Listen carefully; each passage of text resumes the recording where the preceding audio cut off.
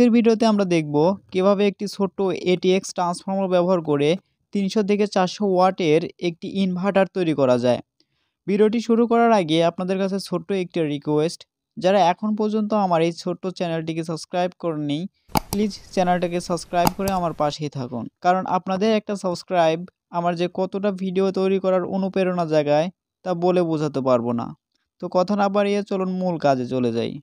ইনভার্টারটি তৈরি করার জন্য আমাদের দুইটি মোসফেটের প্রয়োজন হবে। আমি এখানে P55N দুইটি মোসফেট ব্যবহার করছি এবং বাম পাশের মোসফেটটা যেন হিটসিংয়ের সাথে কোনোভাবে সংযোগ না থাকে, এজন্য আমি নাট এর সাথে একটি প্লাস্টিক সংযোগ করে নিয়েছি। আমি এখন একটি মাল্টিমিটারের সাহায্যে দেখব যে বাম পাশের মোসফেটটা মূলত হিটসিংয়ের সাথে সংযোগ অবস্থায় আছে কি না। এখন দেখুন আমি মাল্টিমিটারটি কন্টিনিউটিতে দিয়েছি। বুঝতে পারলাম বাম পাশের মোসফেটটা কোনো রকম হিটসিংয়ের সাথে সংযোগ নেই।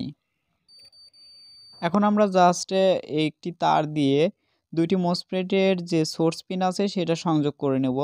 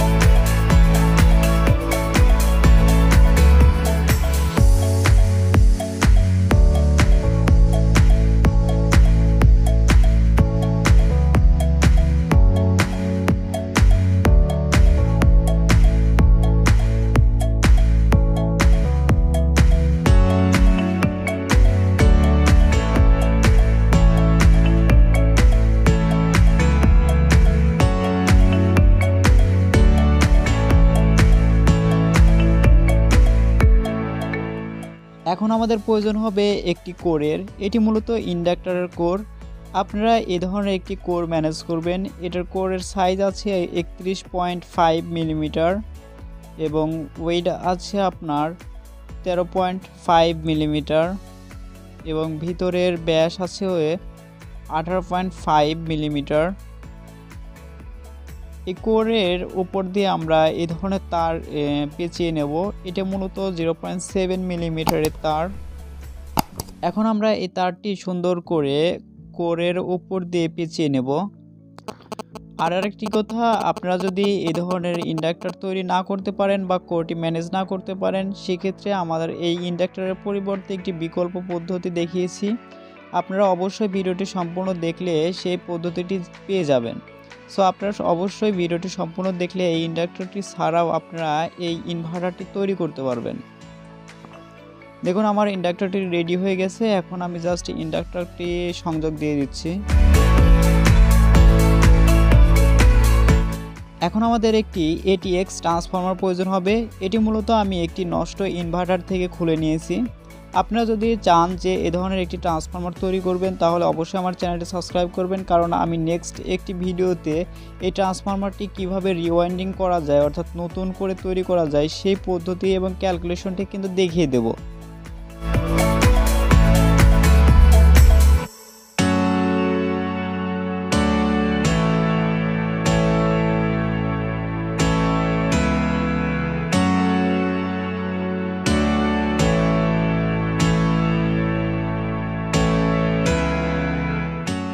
আপনারা অবশ্যই সম্পূর্ণ ভিডিওটি দেখে সংযোগগুলো দিবেন, কারণ এই সংযোগগুলোর কোনো সার্কিট ডায়াগ্রাম নেই। আমার এই ভিডিওটি দেখেই কিন্তু ভালোভাবে সংযোগ দিলে আপনাদের এই ইনভার্টারটি 100% কাজ করবে।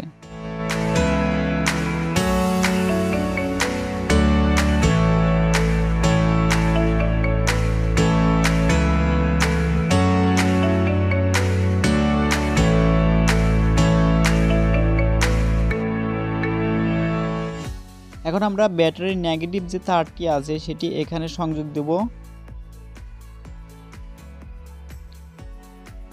এবং ব্যাটারির যে পজিটিভ তারটি আছে সেটি আমরা এই ট্রান্সফরমারের মাঝখানে যে পিনটি ছিল সেটির সাথে এভাবে সংযোগ করে নেব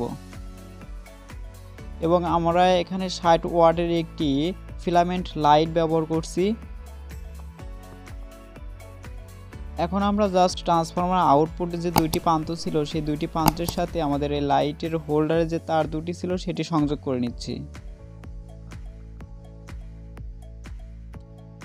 এখন আমরা একটি ব্যাটারি ইউজ করব, এটা 12 ভোল্ট 7.5 এম্পিয়ারের একটি ব্যাটারি আপনারা দেখতে পাচ্ছেন। এই ব্যাটারিটির সাহায্যে আমরা ইনভার্টারটি চালিয়ে দেখাবো।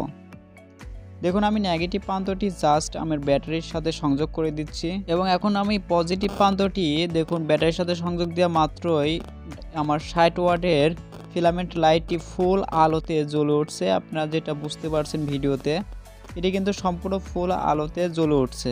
এখানে মোসফেটগুলো কোনো প্রকার হিটিং ইস্যু হচ্ছে না, কোনো হিটই হচ্ছে না মোসফেটটা। ভিডিওটির প্রথমে আমি বলেছিলাম এই ইন্ডাক্টরের পরিবর্তে বিকল্প কোনো পদ্ধতি অবলম্বন করা, সেটি হচ্ছে আমাদের এরকম একটি সিএলএফ অর্থাৎ এনার্জি লাইটের সার্কিট থেকে আমাদের এই এটিএক্স ট্রান্সফরমারটি খুলে নিতে হবে এবং এই এটিএক্স ট্রান্সফরমারের ওয়াইন্ডিং দেখলে অর্থাৎ কয়েল দেখলে দেখবেন যে এখানে দুইটি কানেকশন দেওয়া আছে এবং দুইটি ফাঁকা আছে। এখন আমাদের এই যে দুইটিতে কানেকশন দেওয়া আছে অর্থাৎ তার দেখা যাচ্ছে সেই দুইটা জাস্ট আমাদের এই ইন্ডাক্টরের দুই মাথায় অর্থাৎ ইন্ডাক্টরটি খুলে এখানে সেট করে নেব। দেখুন আমি কয়েলটি সেট করে নিচ্ছি। এখন আমি এই ছোট এটিএক্স ট্রান্সফরমারটি কিন্তু ইন্ডাক্টরের জায়গায় সংযোগ করে দিয়েছি। এখন আমি জাস্ট দেখুন আবার ব্যাটারির পজিটিভ তারটি ব্যাটারির সাথে সংযোগ দেওয়া মাত্রই সেম আলো সেম ব্রাইটনেস অর্থাৎ আলোটি আমাদের লাইটটি কিন্তু সম্পূর্ণ ব্রাইটনেসেই জ্বলছে। আপনারা যেটা বুঝতে পারছেন আগেও যেভাবে জ্বলছিল এখনও ঠিক সেভাবেই জ্বলছে। এতে বোঝা যায় যে ইন্ডাক্টরের পরিবর্তে এটা আপনারা ইউজ করতে পারবেন। এখন আমি 120 ওয়াটের লাইট ইউজ করছি, আমার এর চেয়ে বেশি কোনো ওয়াটের লোড নেই যার জন্য আমি ইউজ করতে পারছি না। দেখুন দুইটি লাইট কিন্তু সমান পাওয়ারে জ্বলছে। আরেকটি বিষয় আপনাদের বলে রাখা ভালো, এই ধরনের ইনভার্টার কিন্তু কখনোই ইন্ডাকটিভ লোড অর্থাৎ কোনো কয়েল জাতীয় লোড যেমন ফ্যান ট্রান্সফরমার ইত্যাদির ক্ষেত্রে কিন্তু ব্যবহার করতে যাবে না। সেই ক্ষেত্রে কিন্তু কোনোভাবেই এটি কাজ করবে না, বরং সেটা ওই ডিভাইসগুলো নষ্ট হয়ে যাবে। সো যাই হোক ভিডিওটি আর বড় করতে যাচ্ছি না। যদি ভিডিওটি ভালো লাগে থাকে তাহলে অবশ্যই লাইক কমেন্ট করবেন। আর এখন পর্যন্ত যারা আমার এই ছোট্ট চ্যানেলটিকে সাবস্ক্রাইব করেননি প্লিজ চ্যানেলটা সাবস্ক্রাইব করে আমার পাশে থাকবেন।